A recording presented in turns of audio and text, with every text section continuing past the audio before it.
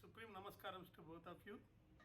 I'm very fortunate enough to have an introduction of both of you yesterday, and I would like to harp upon two aspects. One is education and another is village reconstruction.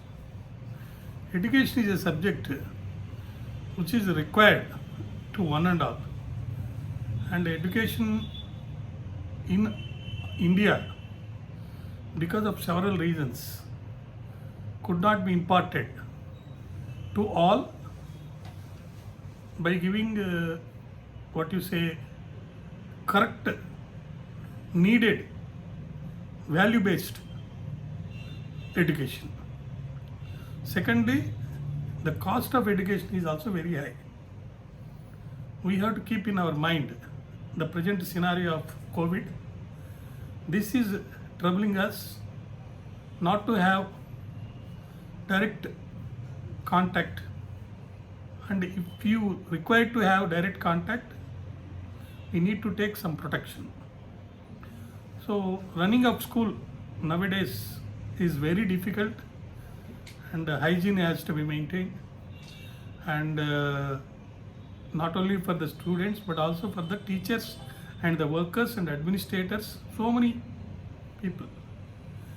And you said it is digitalization.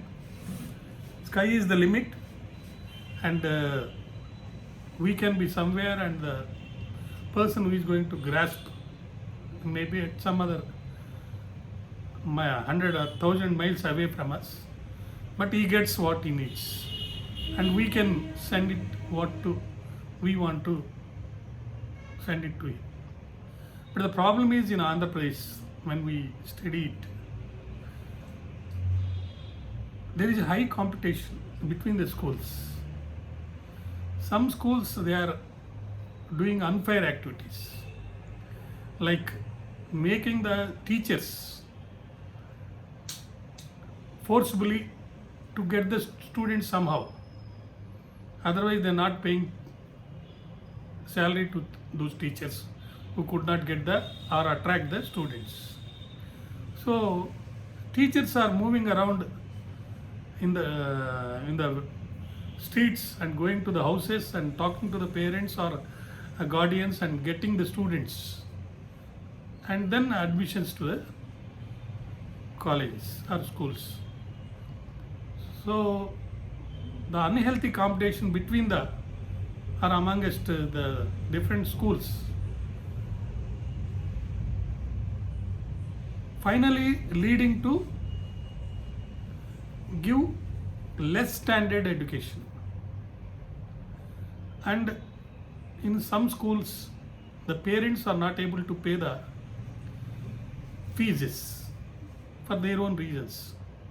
The government thought if we give 15,000 rupees to mothers, then every child will have proper education.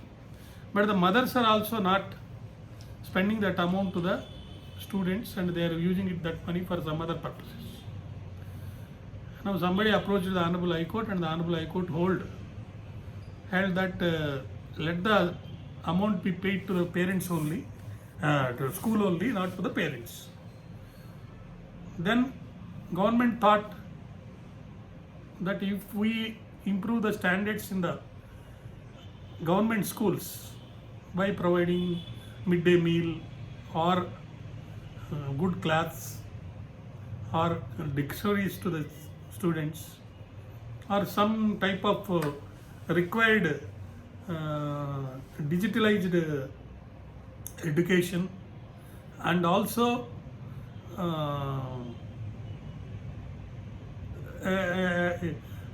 an instrument like maybe cell phone, something like that, some way of communicating to the child, if provided in government schools, then automatically more students will join in the government school. This is what the government thought. Then they started reconstruction of the schools, and also providing some additional source of food, income and other facilities to the children. That way they are trying to improve the quality of the education and also making more number of students to join in the schools. Then again some problem has arisen. What is that problem? Medium of education. Medium of education government changed from Telugu medium to English medium. Then what happened? People approached the Honorable High Court and the matter is pending before the Honorable High Court, and finally the Supreme Court, it seems, settled the issue and said that medium of education preferably should be in mother tongue till they attain the age of some years, maybe 12 years or so, or up to 5th class or so. So now the medium of education for children in all cases is in the mother tongue, but in some subjects, maybe linguistic subjects or some science subjects where teaching can't be done in mother tongue, they are allowed to do it in some other language. With this, I think high competition is there not only for private schools but also in government schools, resulting in some school teachers, they are going and selling the vegetables or working in some business shops and all that.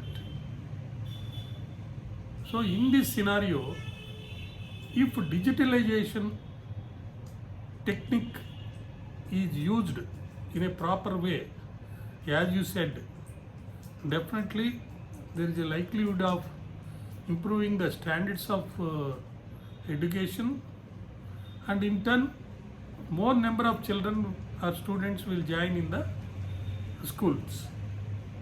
This is what I tell. If you ask any question, madam, then I will be able to answer this. Let the video go on, there is nothing problem. Oh, I have a lot of questions, but I'm a little. No, you ask. So you first, like now recently you just said that the medium of English and mother tongue.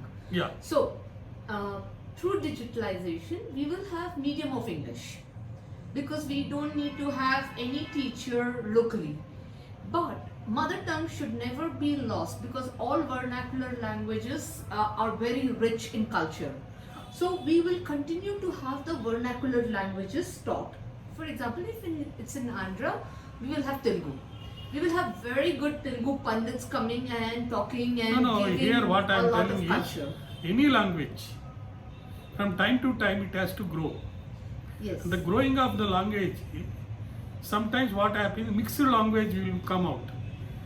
In a local language, what we do, for other man to understand, knowing the standards of other man, we use some English or Hindi words and then make it as a mixture of Hindi, English and Telugu, and that is communicable and easily understand.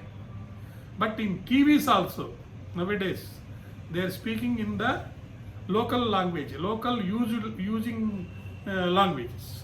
But for the students, so far as students are concerned, it should be, when you are talking any subject, should be in mother tongue till the children completes the age of 7 years, completes his 5th class.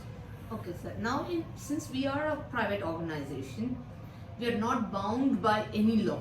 No, I am not talking about the law. I am Yes. not talking about the So law. now what What I am telling is, mother tongue should not be forgotten. Yes, sir. To the extent possible, Now, sir, children can understand the subjects in mother tongue in a better way okay. till they attain some age.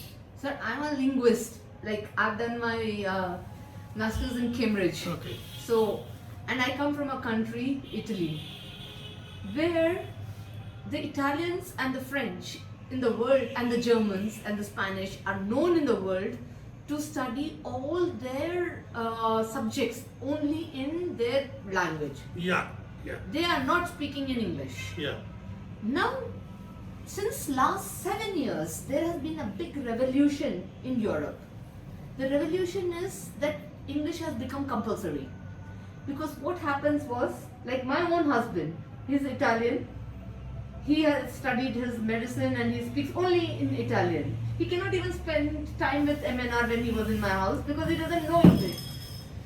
But what has happened now? There is globalization.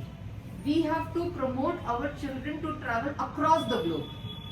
Till the time a child doesn't have language command, he cannot travel. My husband goes to other countries for conferences, but with a translator, because he cannot speak. He is a leading oncosurgeon, but he cannot speak in English. He cannot communicate with other nationalities. All his theories, all his research is only for him, for his country. So now since 7 years, government has said in Italy that everyone has to learn English. It is a must. So now India already is a country where our lingua franca is English. We have to have Telugu pundits who will speak pure Telugu in the school. Yeah. So the child will learn